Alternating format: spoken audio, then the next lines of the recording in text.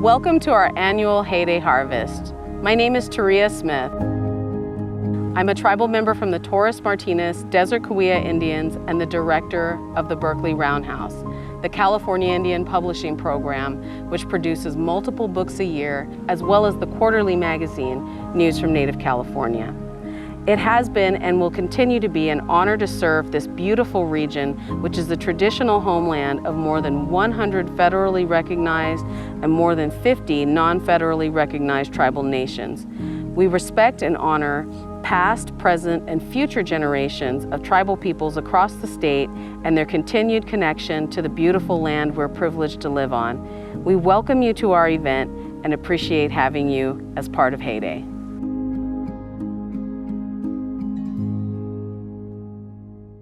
Welcome to our annual Heyday Harvest. As many of you know, over the last several years as the pandemic descended, we abandoned the in-person gatherings, which were really awkward to do when there was so much fear of the contagion, and we instead went to this virtual show. It's been quite congenial and very helpful to do this. We've actually reached more people from the comfort of their own homes watching us as we give to you a kind of annual report of what Heyday has been up to over the past year. We hope you'll find the hour that we'll spend together engaging and compelling, and not least, we hope that you'll be motivated to donate to us. We are also located at 1808A San Pablo Avenue in Berkeley, California, and I want to invite you, if you've got a spare moment, drop by. Come see how the sausage is made. Welcome to our offices. Let's engage in dialogue because, look, all these books, they live on the shelves in something of a coma. Writers need readers to awaken the genie within and join the Heyday community. There are lots of ways to do that. You can become a member of our membership club. You can make a donation to us. It's tax deductible. We are a 501c3 organization after all. But as the evening gets underway, I'd be remiss if I didn't at the very start, thank our board of directors, our extraordinary staff, the stalwart benefactors, but really, folks, the people that count the most, it's not really the editors, it's not the publisher, it's not really our benefactors, it's the authors. Without our authors, we have nothing. With them, everything. And they bring into the world these books, and books have often an outsized effect out of all proportion to the number of copies sold. And so what we'd like to do this evening is spend a little time with us as we go visit a number of authors and see how their works have rooted them in place and how they have affected the larger world, engaging with it, turning us all, thanks to their good work, inside out and able to see that world with new eyes.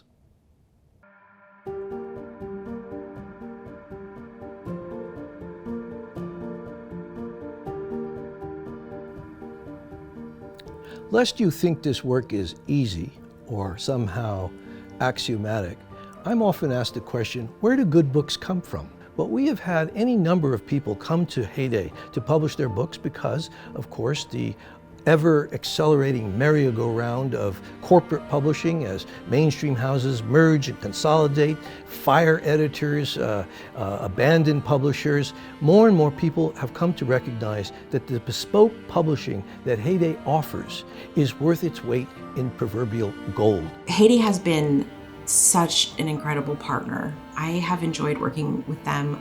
This whole entire process has been so supportive. And I really appreciate that they're willing to go slow with me. I want to be thoughtful about how we talk about it, and I want to be thoughtful about how we share and make sure that we're not commodifying my language or commodifying traditional foods. I mean, so many of the books that Heyday has published really prompt us to think more deeply about our relationship to the natural world, but also not just kind of in a pure nature writing kind of form. I mean, just the intersections to social justice and truly the history of California and the history of land, and recognizing that the history of land is inseparable from the history of our society and how we built all of the world as we know it today. I am so grateful that Heyday believed in this book. And, you know, it's funny, I think now about how my editor at Heyday I mean, she really pushed me to think about not just the intellectual journey that the reader has to go on when reading a book, but also the philosophical journey and the emotional journey. So I make these books, and I do not make them in a silo. I have this whole team at Heyday that is always, the wind is at my back. By some mystic calculus, my editor, Emmerich, proceeds through the hundreds of thousands of words that I produce in these manuscripts. He's able to rake the lawn of the dead leaves in order such that whatever he does is necessarily better. And then of course I've got the graphics team at Heyday, where every page becomes a dialogue of graphic detail representing a picture plane that needs to be negotiated by the eye. Every page becomes a work of art. Heyday has a fair claim since its founding in 1974, almost 50 years ago, for being among California's leading independent nonprofit presses. That reputation has now gone national. The local has become global. We are the proud publishers of, in no particular order, Tony Platt's The Scandal of Cal, Land Grabs, White Supremacy, and Miseducation at UC Berkeley. We're the publishers of Jane Smiley's The Questions That Matter Most, Writing, Reading, and the Exercise of Freedom. We are the publishers of Dorothy Lazard's indispensable and revelatory memoir, What You Don't Know Will Make a Whole New World. And we are the publishers of Chiminuan, a wonderful, engaging cookbook full of recipes, for the first time bringing together many of the most treasured recipes of California's Indian tribes. And we are the publishers of Know We Are Here, a volume, an anthology of excellent voices of hope and resilience drawn from the many essays that have appeared over the years in the quarterly magazine that we are proud to publish called News from Native California. The great Jack Muir Laws, whose works on birds and journaling and the Sierras have really been a foundation stone for Heyday, and I'm very happy to report that thanks to these authors like Jack Muir Laws and Obi Kaufmann, whose California Field Atlas trilogy, The Coasts of California, The Forests of California, The Deserts of California, and upcoming volumes have really widened the world that we explore and whose beauty we celebrate.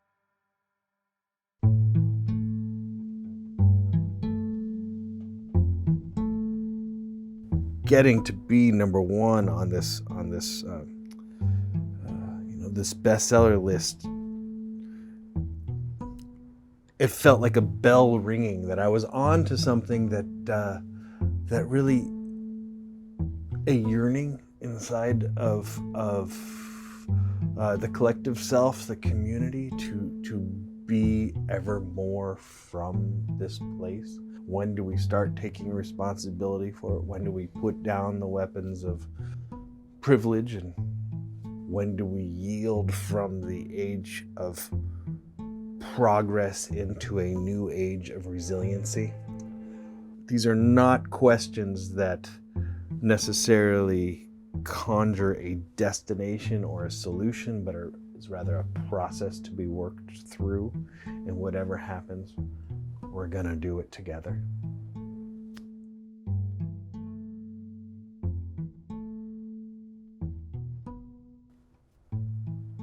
The temporal aspect of something that is an atlas, that describes the spatial character of any given geography, the temporal aspect is necessary to get a fuller picture of the scope of what we're talking about. And when I applied that to the California Lands trilogy, which we're celebrating the completion of this year, right? We've got the forests of California, the coasts of California, now the deserts of California.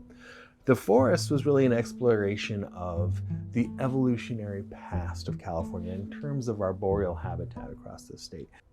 And then we've got the second book, which is the coasts of California, which really is a snapshot of right now. You know, the first line of the book is that this is a time capsule.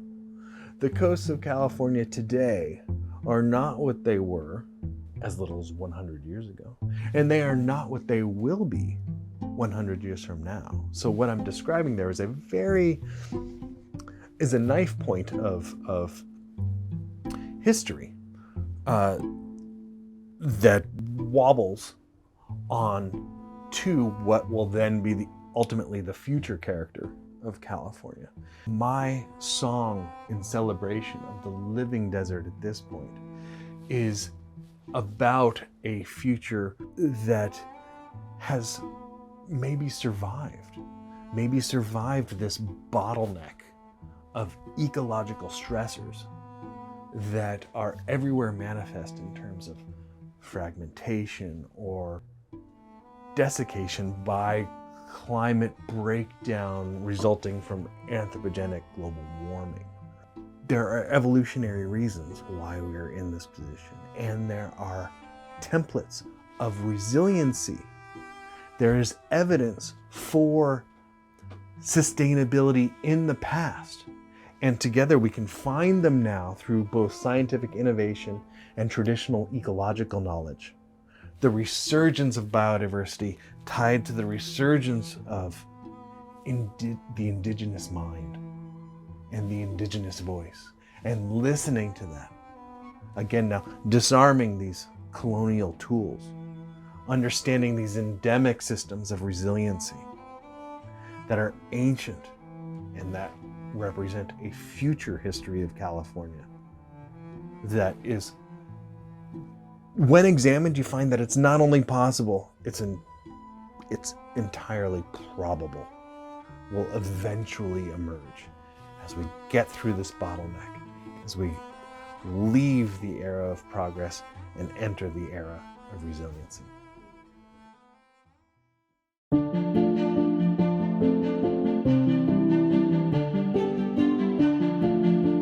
Ayuki, my name is Sara Calvosa Olson, and I'm the author of Chiminuam, Native California Foodways for the Contemporary Kitchen. And Chiminuam is Karuk, and it means let's eat. And one of the things I feel like is always translatable is let's eat. Like, no matter what throughout time, I feel like let's eat means let's eat. Chiminuam is broken down seasonally, and it is meant to be a gatherer's cookbook.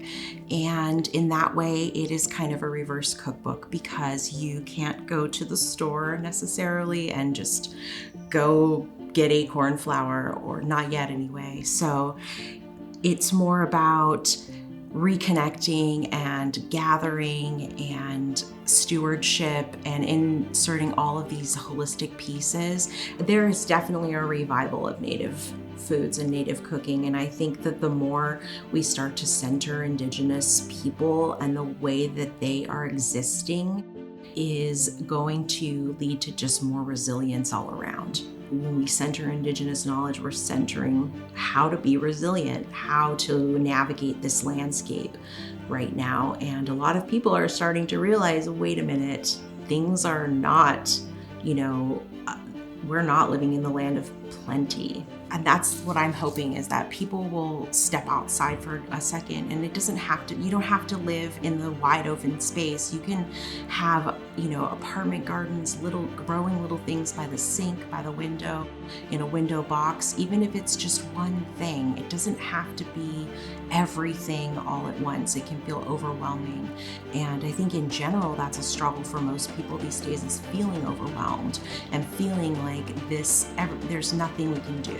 It's over, we've gone too far. And that's not true. Every day, every rebellious act of reclamation and reaccessing these rhythms and reorienting to gathering is a step in the right direction. And if everybody takes one step in the right direction, then I think we can make progress. And we do make progress. We're reclaiming all the time. Work like this that I do wouldn't be possible without the support of organizations like the Native Cultures Fund. And I'm very grateful, and I feel deeply honored and humbled by their support for this. And it is very validating as well to have community support. So I very much appreciate their organization.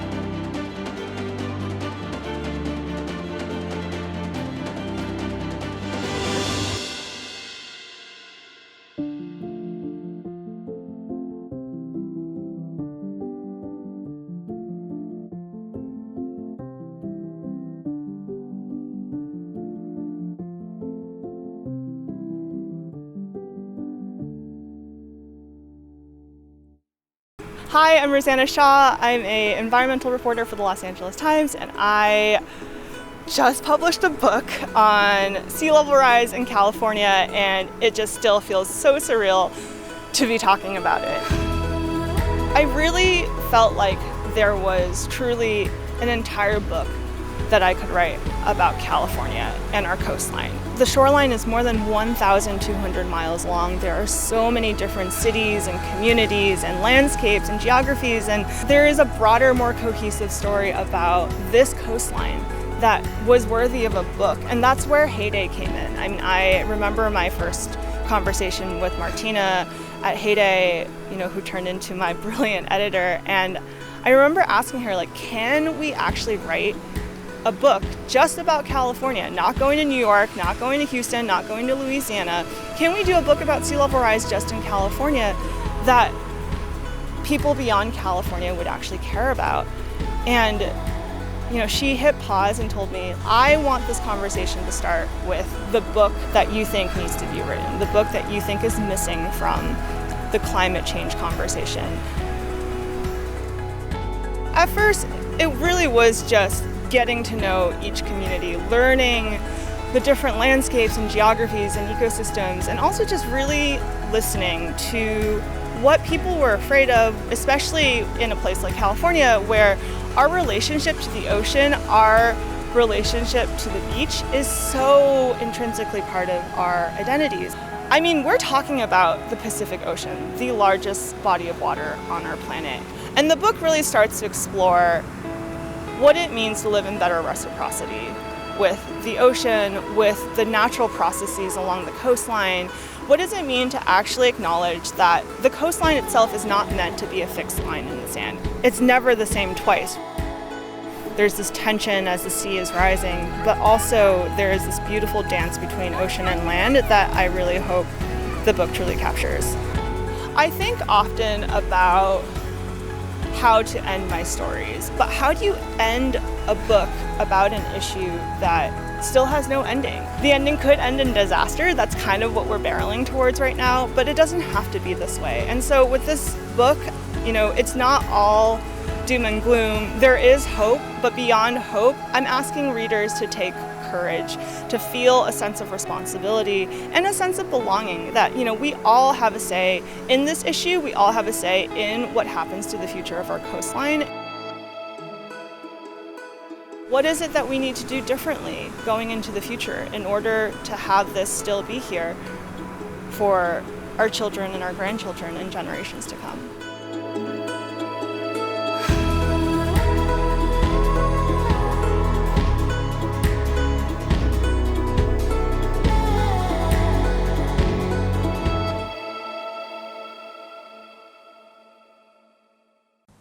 My name is Taria Smith. I'm the Heyday Berkeley Roundhouse Director, which is the California Indian Publishing Program at Heyday. I produce and edit a magazine called News from Native California. It's a quarterly magazine about the tribal peoples that are indigenous to California.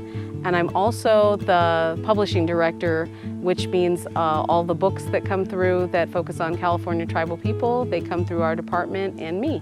I think for a lot of history, when California Native people or Native people in general are referenced, there's this kind of idea that we're tragic, that we're just sad, but there's a lot more to tribal people than that. We are very funny and innovative and interesting. There's a lot more to us than what happened to us, but about who we are. That we love to share in News from Native California magazine and also the books that we publish. We've had themes focusing on nature and the environment. We've had themes that focus on our triumphs. Our most recent issue of the magazine featured Miss Indian World, who comes from California. We had an issue that focused on love, which was really kind of cool because it combats the narrative that we're this stoic people and everything. And I'm really excited every day that I go to work to be able to look into these stories and bring them out into the world so that everybody has the opportunity to see California Native people in a way that maybe they hadn't thought of. So thanks to the very generous support of the Federated Indians of Great and Rancheria, we've been able to, for 2 years now, we're in our second year, of hosting a full-time year-long writing internship in the Roundhouse program. That has been a wonderful experience and a tremendous help for the Roundhouse program. I absolutely love working with college students and recent college graduates who offer a wonderful perspective and a lot of fresh energy. And this is giving a student a direct year-long experience to be able to work with our program, to be able to write stories for the website, to write stories for the magazine, to see how a publishing company works. It's a valuable experience that we're sharing and that they're giving us too. So this year, thanks to California State Libraries and their Stop the Hate campaign, we were able to hire a full-time breaking news reporter through a fellowship. So we're really excited to have Christine Trudeau with us. She has a long tenure background in journalism. She does a lot of investigative journalism, and she also is the president of the Indigenous Journalists Association. My dream for News from Native California is actually for more people to see it. We have a very humble but loyal and very engaged subscriber base, but we would like to expand that. I think that News from Native California magazine and the stories and the people that have written those stories and the people who those stories are about are so important that almost every Californian should be familiar with our magazine. I think that they should be in every public school. I think they should be in every public library. I think that they should have copies available everywhere where people read. So that's my dream. I'm proud of a lot of what we've done in the past couple of years, and I'm very proud, of course, of the book Know We're Here, which I edited, which has collections that come from the Roundhouse books that we've published, as well as from News from Native California magazine. It's full of some of the best and brightest scholars, leaders, culture bearers that we have in California. And so I'm really excited and pleasantly surprised about the positive response that has come from that book. It's so meaningful. I sometimes forget how meaningful it is for people who would never have had the opportunity otherwise to be on the cover of a magazine. And with the support that we get from everybody who subscribes to the magazine, everybody who contributes to the Roundhouse, everybody who gives feedback, everybody who visits our website, everybody who advertises with the magazine, both online and in print, it makes a huge difference, and it allows us to be able to continue to do the very important work that we do to help amplify voices of California's Indigenous people. So thank you so much. I appreciate you, I recognize you, and we hope to continue to produce the work that we do in years to come. Thank you.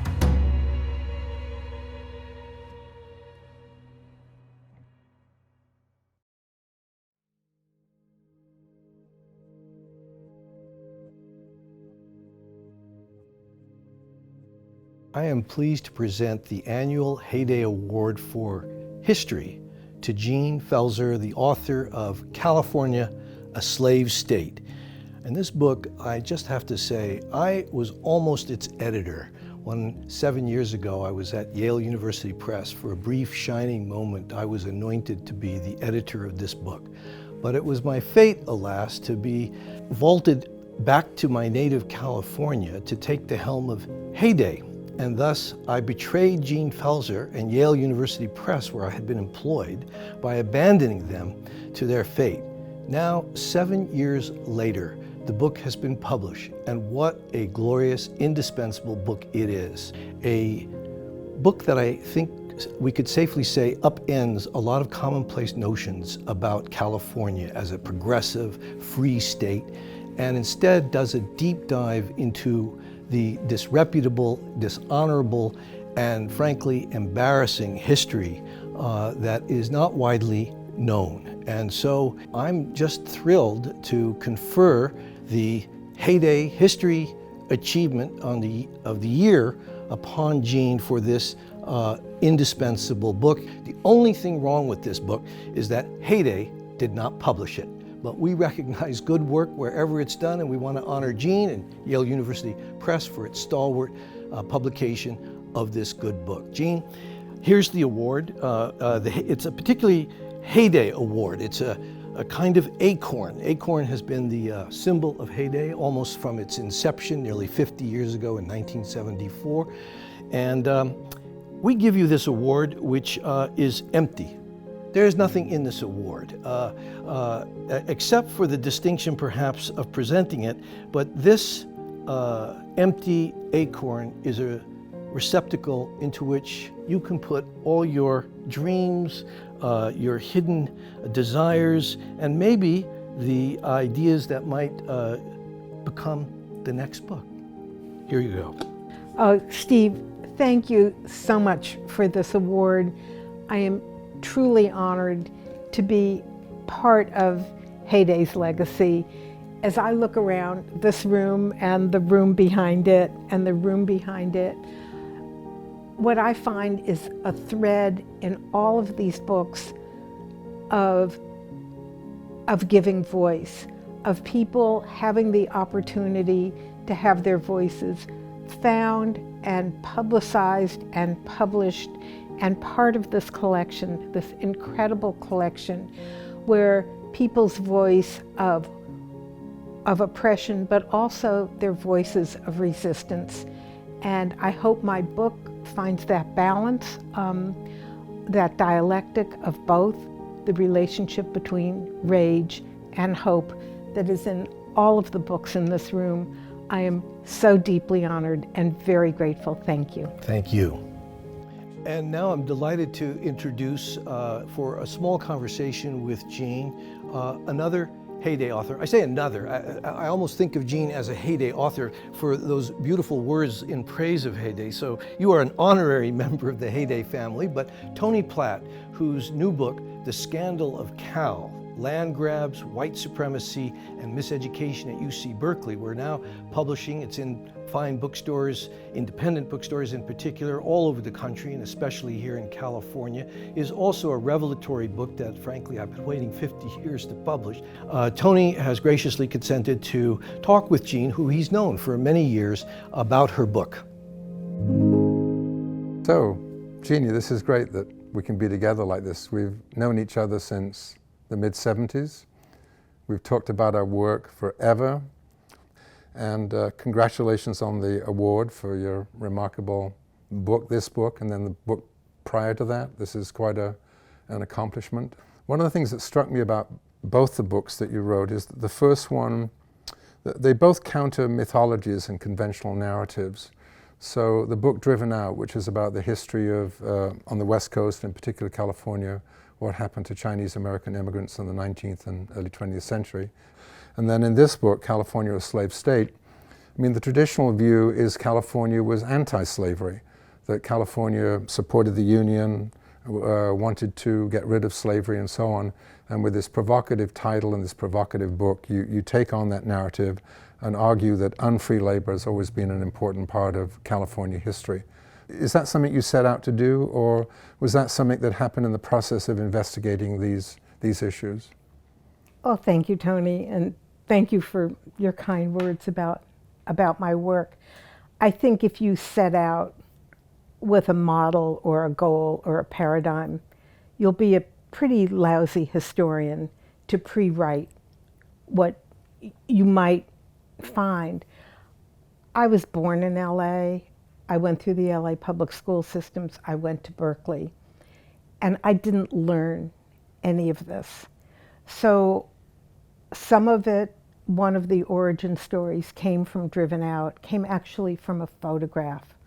This is a photograph of a Chinese girl in a cage on Jackson Street in San Francisco. She was kidnapped from the port cities of China and brought here as an enslaved child prostitute to sexually service the bachelor community, which had come out for the gold rush. The resistance that I found in Driven Out, and I didn't know what I would find here, is that she is looking straight at the camera, that the resistance is in the image, the direct confrontation with being viewed, looked at, strip searched. And the power of her is that she takes on the power of the image, to stare back. I didn't know so much. I didn't know that there were slave revolts at almost every one of the missions. I taught at UC San Diego for 8 or 9 years. I didn't know at the San Diego mission, where I had been to weddings and quinceañeras, I didn't know that the Indian people who had been trapped in that mission were freed by their tribe. The Kumeyaay across the San Diego basin, in the mesas to the coast, planned a slave revolt, and they swept down on the first mission, San Diego, burned it to the ground, murdered the head priest, and freed their brethren never to return. So I couldn't have pre-written that because I was unschooled with my terrific education. This complex counter-narrative that you've written and you're putting out and you're talking about, do you get much pushback when you go out and talk about these issues from people who think that California is a story of progress and civilization and multiculturalism? Your narrative totally counters that. So when you go out and talk about that, do you get much of a pushback? I have gotten, to my amazement, no pushback. Because people are hungry for this information? I don't know that they're hungry for it because they didn't know it happened. Yeah. I've gotten the sense of the same frustration and anger I felt of being unschooled. Why didn't I know this? I grew up in California. I'm a California citizen. I'm a California lawyer. I teach kindergarten. So I think the overarching reaction I've gotten is just frustration and anger of, why wasn't I taught this? Yeah, I get that a lot from undergraduate students at Cal and other places who are angry that they didn't know this and didn't learn it. They're mostly angry about their lack of education in the past. And as am I, but that wasn't the driving force of the book. Right. The book is written in pairs of human bondage and then the fight for freedom, human bondage and the fight for freedom. I've been very interested that the reviews that have come in, like Publishers Weekly, only focus on the story of slavery, the attraction to the victim story, rather than chapter 2 or chapter 6, which are the story of slave revolts everywhere. The book ends with human trafficking, and I saw a poster in the fishing lumber town of Eureka for a talk on human trafficking in Humboldt County. And her story of flight, of escaping from a motel and finds her freedom. So the book ends with the notion that freedom is an option and that people have created their own freedom. And here is this woman, just by a poster, nothing guarded, telling people, this is the story of my flight to freedom, of what happened to me and how I got out. So to find those stories is in this really vexed year of 2023, where we're given lies, to find people committed to telling their truths from 250 years ago turns out for me to be really inspiring.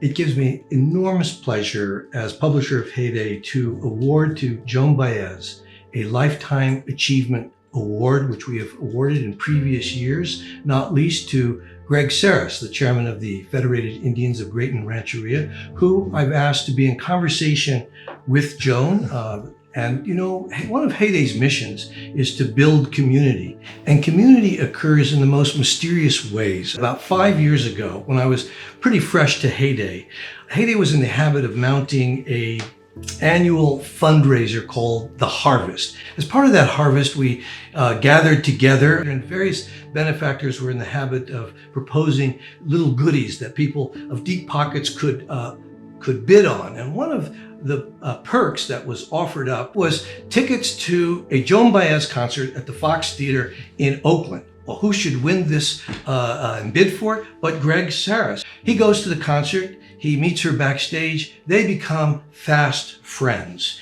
And so it's all the more just that Greg, an author of Heyday, a strong supporter of Heyday, be the one to help confer this award upon Joan. I'm enormously grateful to her, and I'm enormously grateful to Greg, who became an executive producer of the new documentary on Joan's life called I Am a Noise, which is released this month. So let's look at a little trailer, which will spare me the obligation of having to clear my throat many times over, and will do the work of introducing you to the many storied, extraordinary life of Joan Baez. And frankly, if this were Japan instead of the United States, she'd have been declared a national living treasure a long time ago. Thank you. Very well, money, very well,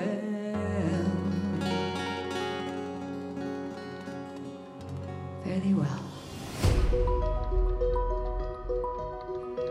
I don't think anybody at a young age who gets famous has the slightest idea that it'll ever end. I've always said I wouldn't want to do a farewell tour because people who say that always come back. Maybe it'd be nice to celebrate 55 years of it. Here she is, man, Miss Joan Baez. I was the right voice at the right time. It just shot me in another whole stratosphere. What does fame mean to you? What fame actually is, I don't really know because I don't consider myself famous. I think there's a difference in being well-known and being famous. If I could write my entire history, whether it has anything to do with facts, nobody will ever know because we remember what we want to remember. The panic attack stuff started early, and then the anxiety just heightened and heightened. I walk out on the stage and they said, oh, she looks so peaceful. Exactly the opposite of what was going on inside.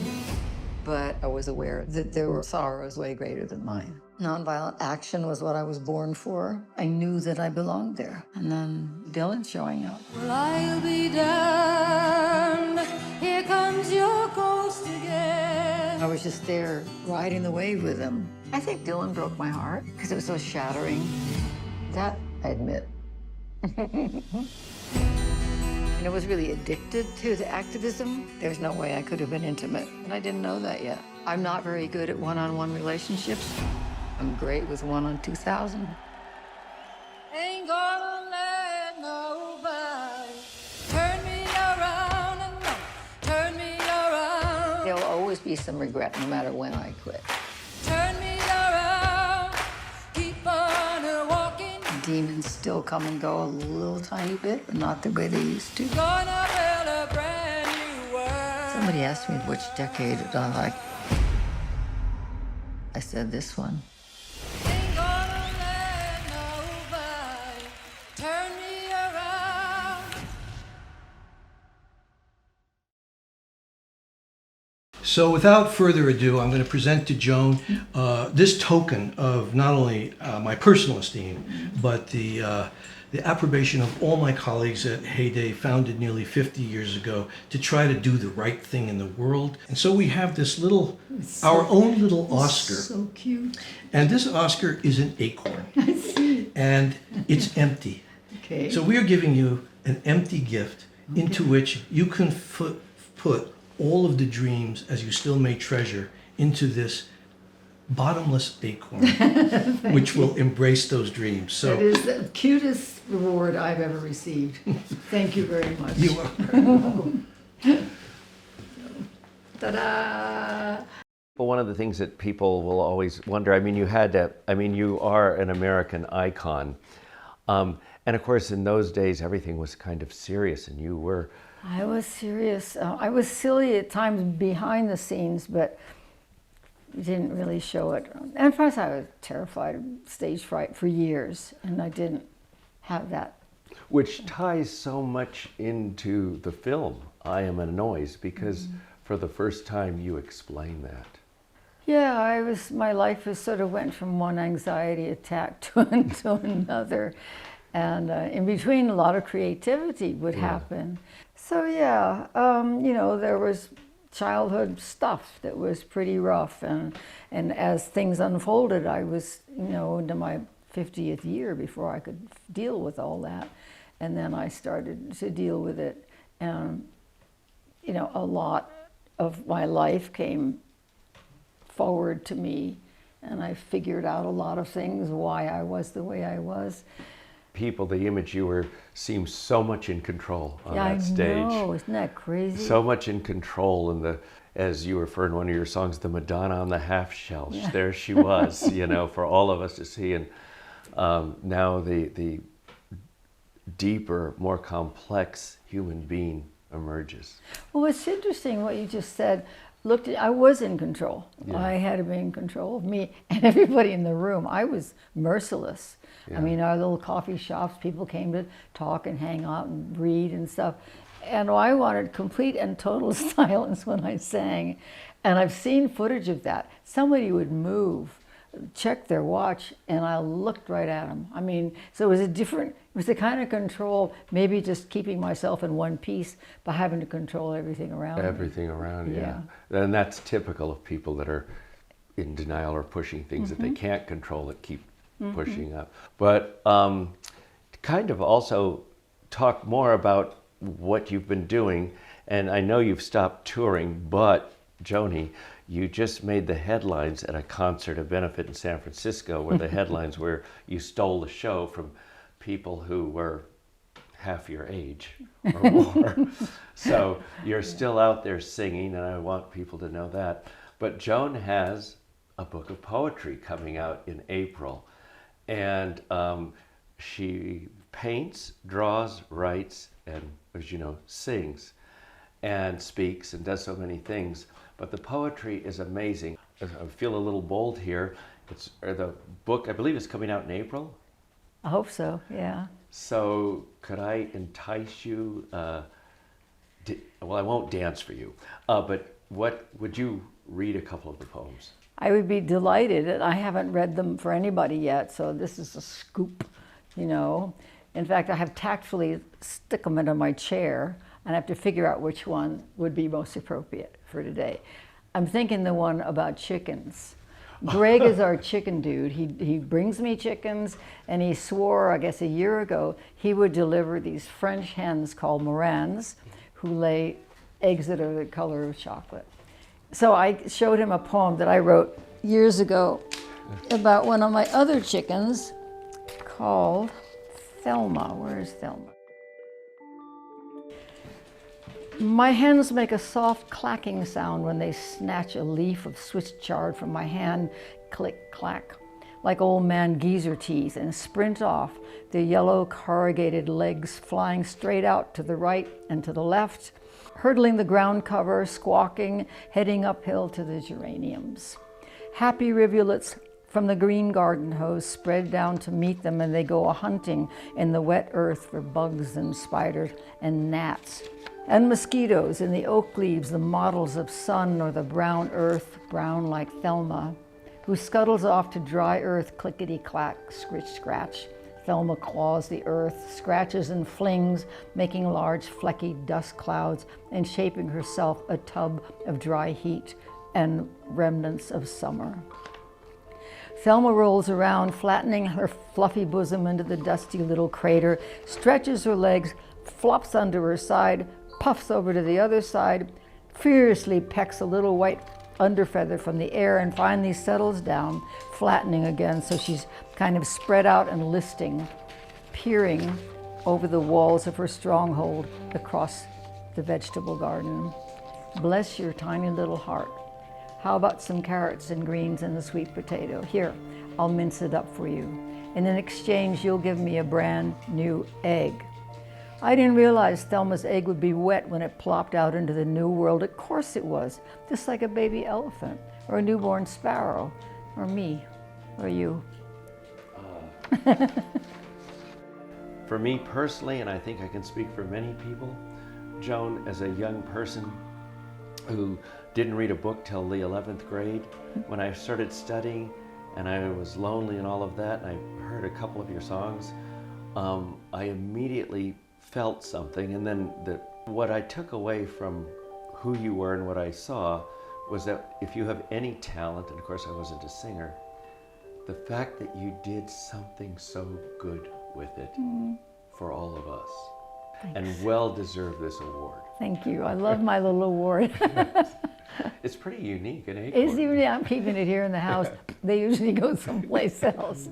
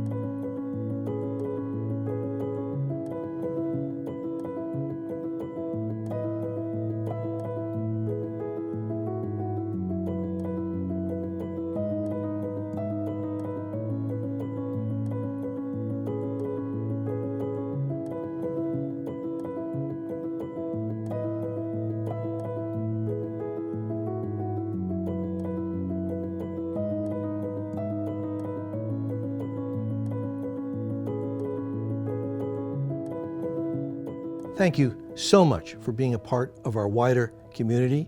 I want to remind you that there are all kinds of ways to engage with Heyday. Buy our books at independent bookstores, at bookshop.org. You can even drop by our offices. We'll spend time with you. You can buy a book or two. Please subscribe to News from Native California. We've only got 2,000 subscribers to this extraordinary magazine, which is now in its 36th year of publication, which is the only journal that covers Indigenous affairs in the state of California. As you know, California is not just a physical place, it's a place in the head. And that is why our ambition is to realize the issues that engage us locally, but to broaden them out to reach people all over the country. Please help us. I want to especially thank our donors and benefactors whose generosity makes all this work possible. Their commitment, financial, their commitment, emotional, the ways in which the head and heart have united to help make our work possible is deeply appreciated. And I don't want to neglect, of course, our staff, our marvelous stalwart staff whose commitment and energies and smarts make the work possible as well. Thank you, one and all.